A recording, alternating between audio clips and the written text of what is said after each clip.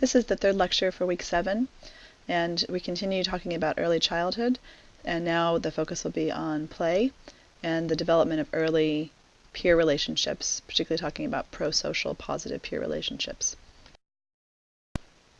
So this lecture begins with the description of the stages of play, and then talks about different types of play that emerge over the early childhood years, and then how children develop pro-social attitudes and skills in terms of their relationships with others, and particularly their peers.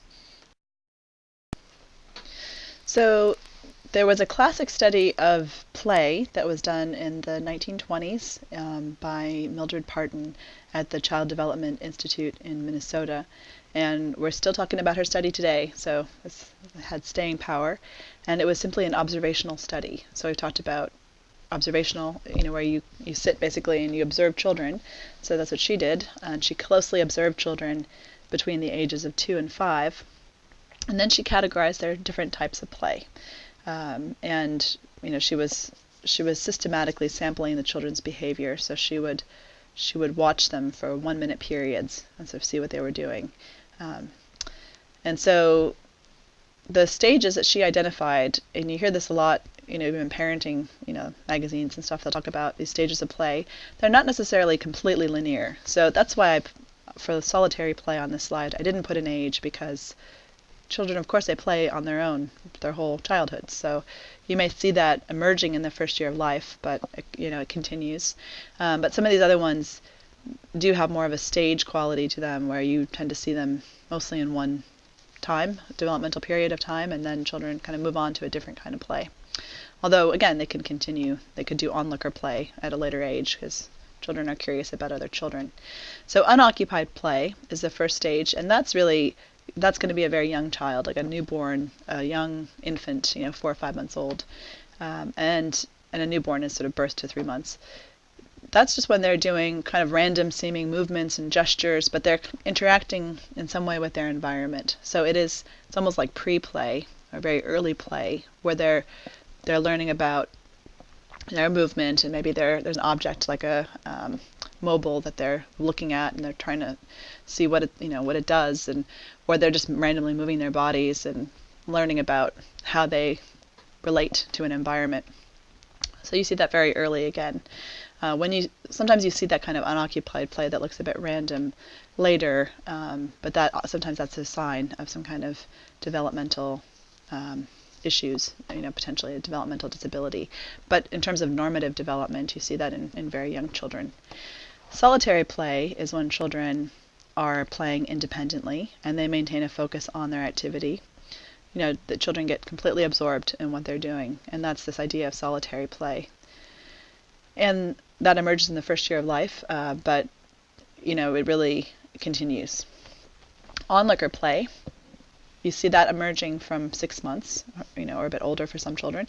But it's the kind of curiosity that children have about other children, even infants have about other infants and older children. So where children are just watching other children and watching other children play and having that curiosity. Parallel play is when you start to see something that looks a bit more like play, although their children are not engaging with each other yet. So sort of by moving into the early toddler years, from 12 to 15 months, you see children starting to play alongside another child. So, one child's playing blocks, the other child will also play blocks. There may not be a lot of interaction there, but the child may be looking over, to the other child. So that's where they're playing, but they're playing separately. Associative play, you start seeing, again, in toddler years. It can come a little bit later in the toddler years, like 2, for example. And children at this age are playing with similar resources, but they're not playing in an organized way yet.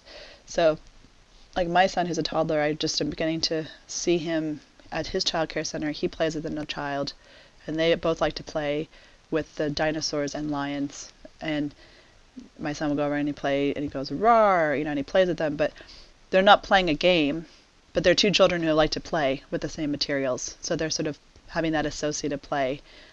He and his peer, who enjoys the same thing, they're playing next to each other and maybe looking at each other. They may even, as their language gets a bit better, sort of talk to each other, but it's not a coordinated kind of play yet. But then cooperative play is what you see really in those preschool years, starting in those preschool years, where children will develop group play with specific goals and roles and shared input. They're coming up with a game. They're doing make-believe play. Okay, you be the mommy and I'll be the baby. It's that kind of more elaborated play, and children can get quite elaborate in terms of their play. So that's the kind of more mature version of play. But of course, children can still go back to these other types of play. They can still watch other children playing, do the onlooker play. They can still do associative play where they're sort of playing on their own but near another child and talking to them, or parallel play. But you see more and more cooperative play in the preschool years. And in general, there's a trajectory from age birth to 5 years where play becomes increasingly social and imaginative. And we'll talk more about imaginative play.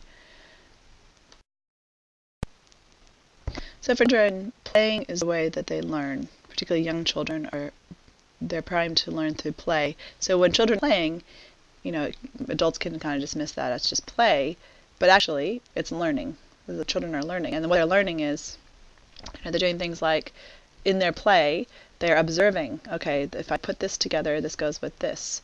Or they're experiencing, oh, what if I, play in this water table and I pour the water, in this way, or I play in the sand and I do this activity. They're discovering and exploring. They can be, exploring in nature, for example, or discovering new things.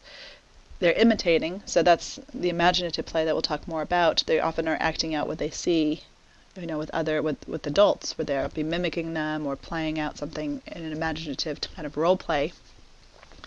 Children are wondering, they're sort of wondering what will happen if I do this, for example.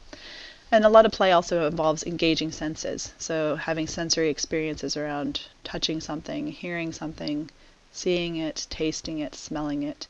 So children are learning with their 5 senses. They're learning through play in terms of how does the world work? How do I relate to the world? Can I have an impact on the world? So play is enormously important for the development of young children. So children play in lots of different ways. These are just a few examples of different types of play that children might engage in. So children, as I said, they learn through their senses. So they might do sensory play where they're playing with Play-Doh and they're learning how that feels and to manipulate that with their hands. Water play, where they're playing in the bath or they're playing, in the pool or with a water table. Some child care centers will have. And sand also. So sand is another sensory experience. What does it feel like to play in sand? What can you do with sand? And then gardening is another type of sensory experience where children are engaging, getting their hands dirty, doing different kinds of things.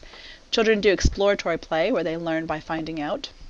So if you, for example, play with a puzzle, you're learning, hey, this shape goes here, this connects to this. Or children will play with, mixing colors to find out what happens if I mix, red and blue. Or playing with different numbers and patterns. Manipulative play. So this is where children are handling something, molding it. So, for example, blocks, Legos, where they're building things.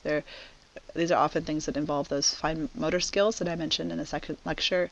Children may be cutting, children may be folding paper, or using, paintbrushes, things like that. Another kind of play that we'll talk about is dramatic play. So that's where children start to take on different roles and pretend. So pretend is, imagination is really important in early childhood, pretending to play be different people, role play what it's like to be the mama or the dada, or other, the doctor. It just helps children understand their worlds. And creative play is another thing. So again, that's as I mentioned in the second lecture, encouraging creativity in young children through music, through drawing, painting, collage, getting them to do some early printing, telling stories, singing songs. So as you can see, through all these kinds of play, children are learning a lot about their world. They're learning and they're developing their skills in terms of their bodies. They're developing their fine motor skills with their small muscles in their hands, their gross motor skills. They're learning what happens when they have an impact on their environment, exploratory play. They're learning about social roles. So for young children, play is learning. So as children get older, as I mentioned, children's play gets more social, and also they're more likely to engage in imaginative play. So children at even a young age, like around 1, can start doing some imaginative play, around like their toys, but it really becomes more advanced when they're in those preschool years and children are playing cooperatively as well. And they're often learning about things like the values and traditions of the society that they're part of, right? So they'll practice things like playing house and play with social roles that they observe in their everyday lives, like pretend to be the teacher, pretend to be the dad, pretend to be the mom, pretend to do the grocery store. And that's also a way that children learn about the values and traditions of their society. So this is often, children are kind of playing, for example, with gender roles often in their play. This is what the mom does, this is what the dad does. The mom takes care of the baby and the dad goes to work. Often those kind of ideas get reinforced by other children in the play, and children will even police each other to make sure that they're kind of playing in a way that conforms to gender roles. And your reading talks about imaginary playmates. So that's also an aspect of imaginary play. Children may have an imaginary playmate, imaginary friend, and it's not a cause for concern. Some parents get worried about that, but actually it's a sign of a well-developed imagination, and it's positively associated in studies where they've sort of observed children who have imaginary friends, that actually those children have good social skills and positive adjustment. So it's not a sign of maladjustment. And it's more common, when children are only children or older children and may not have a playmate around. It's kind of natural then for them to think up a playmate, an imaginary friend. And solitary play is also really natural. So children are going to play alone, and that will be consistent, over childhood. Some children are going to play alone. Some children may favor playing alone more than others. Some kids have that temperament where they want to be alone and have less stimulation from other kids and do their own thing. And that's totally fine and normal and part of, a natural spectrum of children's behavior. But some children, you might see that there can be an issue if children are wandering aimlessly among other children, or they're hovering over other children and they're kind of intrusive in the play of other children, but they're not joining in. And those can be early signs that there's some problems in terms of the child relating to their peers.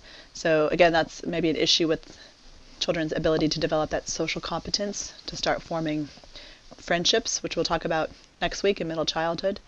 And so if children do have those kinds of problems relating to peers in early childhood and they don't get help, that could be a risk factor for peer rejection, which is something we'll talk about next week, where children, are rejected by other children. So I've already mentioned gender difference in play, and you can see starting around age 2, especially like in a childcare setting, that children try to play with their same-sex peers. They would gravitate towards boys playing with boys and girls playing with girls if they have the option. If they have a different sex sibling, they may not have a lot of choice, but when given an option, young children, and this continues in childhood, that children tend to want to play with same-sex peers.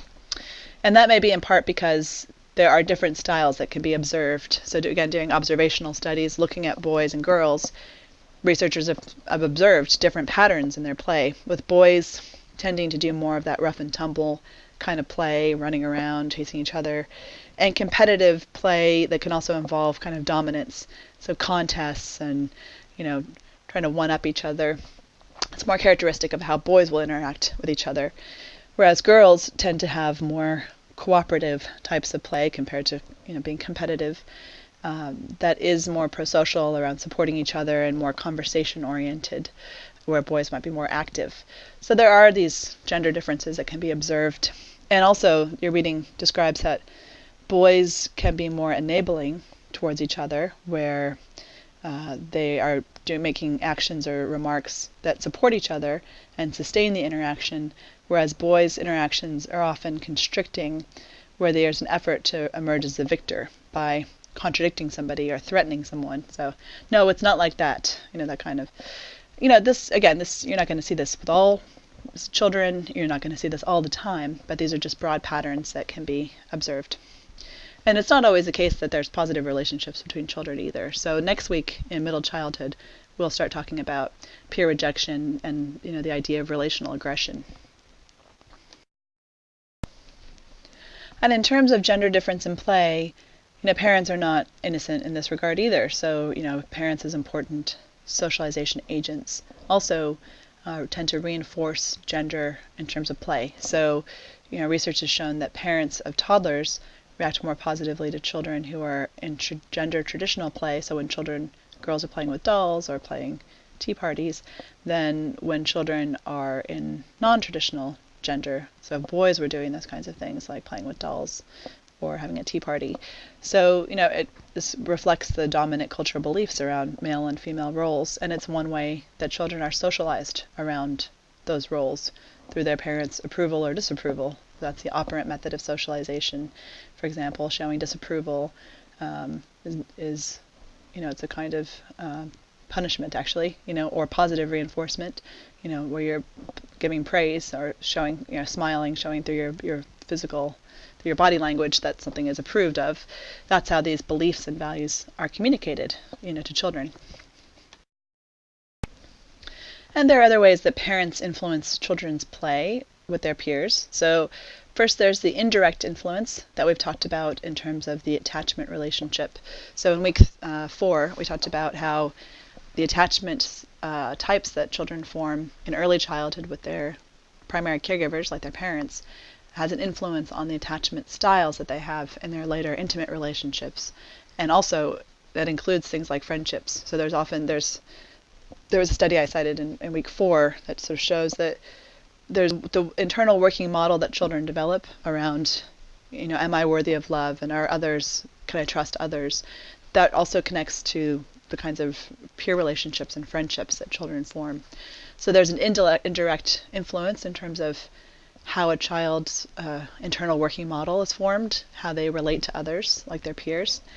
And then there's also how children feel, if they feel comfortable exploring their environment. So that's the idea that the parent, the attachment figure, is a secure base for exploration, and children internalize that feeling of security around exploring their environments. And so that can also come out in terms of their comfort in engaging with peers.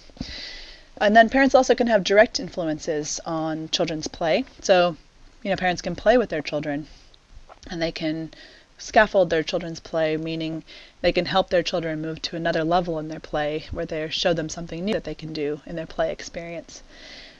You've got these animals and you've been playing with them. Did you know you could arrange them like this, like they're in a farm? Or you could make this kind of scene or add this, to your play. Social director, so that's like where parents will play this role of arranging play or social activities for their children, including putting their children in childcare so they have access to relationships with peers. Coach, where they help their child develop skills. And part of that is even just helping their children develop emotional regulation, because that relates to social competence. If parents help their children manage their emotions, that's going to help them in terms of making relationships with peers. And then mediator, so helping young children learn how to iron out their conflicts. So how do you develop those conflict resolution skills that are also important in having friends and having peer relationships? It's through peer relationships that, in part, we learn how to help others. So pro-social behavior, I've referred to this, but really it's behavior that benefits others, that it's positive social behavior. And then altruism is where it's behavior that not only benefits others, it's really for others. It's driven by feelings of responsibility towards others. So we see that young children start to develop this tendency towards pro-social behavior and altruism. Even from age 18 months, they'll start to recognize distress signals from others, including their parents or other children, and they will try to comfort them. So you can see that, one child will go up to another child, maybe offer a toy or something if that child's upset. And then by age 3, they're gradually learning to understand others' needs. So this connects to things we've talked about related to the idea of theory of mind, where a child can start to hold in their mind that, I've got a mind, I've got certain ways of thinking, and this child also has a mind and motivations and feelings and values that are different from mine. These are not explicit ideas, but children start to recognize that others are different from them and that they have these wants and desires as well, like they do. And so by that age, children are beginning to understand that, and they can learn how to help others in terms of altruistic behavior. So, helping somebody out, in various ways, getting them something, whatever the situation calls for. The development of prosocial behavior and altruism is a place where we can really see contributions from both nature and nurture. And actually, it's really a fundamental question of the social sciences, is the question, are people fundamentally selfish, or are people fundamentally altruistic? And there's a lot of research from various fields, various social scientists looking at this, including, for example, evolutionary biologists, evolutionary psychologists, who look at in what ways is human behavior an evolutionary adaptation? So does it help us as a species to be altruistic or selfish? And there's a lot of evidence in terms of evolutionary biology and evolutionary psychology that there are reasons that are adaptive to be altruistic, like it's positive in terms of handing down your genes and having offspring, if not your own even, then for your extended family. But for children, we see that there is a kind of inborn tendency towards altruism. Again, you start seeing it in young children from 18 months, where they'll respond to the distress of others. And part of that comes from, how altruistic someone is comes from their temperament. So that temperament that's inborn, some people may see that someone is distressed, but they may be inhibited and be shy and not really want to do anything about it. So that, whereas other people are more willing to go up to someone and offer comfort. So that's one aspect of nature, the born temperament and how we respond to others. And then another piece of evidence around the contributions of nature is that its prosocial behaviors, having a tendency towards that, is more similar in identical twins than fraternal twins. So I talked about this before, that a lot of times when scientists are trying to figure out, is it nature, is it nurture, they'll do twin studies where they'll look at twins who are identical, where they've got the same genetic contributions, versus fraternal twins where they have the same environment but not the same exact genes. And they've seen that twins who are identical tend to have that sort of similarity around prosocial behavior. But there's a lot of nature as well. So you can also really encourage a child or discourage altruism and prosocial behavior. So children are more prosocial and empathetic when their parents provide opportunities for that kind of behavior, and also when they socialize their children to this outcome of having prosocial behavior or altruistic behavior by modeling it themselves. So showing what you do, like helping out others, helping out an elderly neighbor, for example, helping out in your community, providing feedback to children that it's positive, to have those kinds of contributions, setting standards, again saying that this is what we do as a family, or sometimes related to religion, this is what we do as Christians, or some other religion, and then also using reasoning with children to help children see how their actions affect others. So that child really felt sad when you took away his toy, or the child felt really happy when you gave that toy back. So these are ways that prosocial behavior can be encouraged. Okay, then the last thing I thought I'd mention today would be, when do children learn to share? It's an example. It kind of brings together a few things. It's children's play, where they get to be more cooperative. It's about children in terms of their self-regulation of their emotions. And it's also about this idea of prosocial behavior. But sharing is a really complex skill. It's something that parents often don't appreciate, that children may not be ready to share when parents want them to share. So often parents think that a young toddler should be able to share, when that just may not be something that developmentally they're prepared to do yet. So children need to be able to manage their own strong emotions, so they have to have emotional regulation, and they need to be empathetic and understanding how others feel. So they're getting to that place where they can have those kinds of perspective-taking skills and be more prosocial, and be able to understand rules like waiting for their turn. So children start to grasp the idea of sharing at around age 3, but they often will need help. But expecting a 2-year-old to share may not be developmentally appropriate. Wouldn't be for most 2-year-olds. So that's where we're going to leave it for this week. So we've talked about play, we've talked about the social context of the child care centers, and also how emotions develop in early childhood.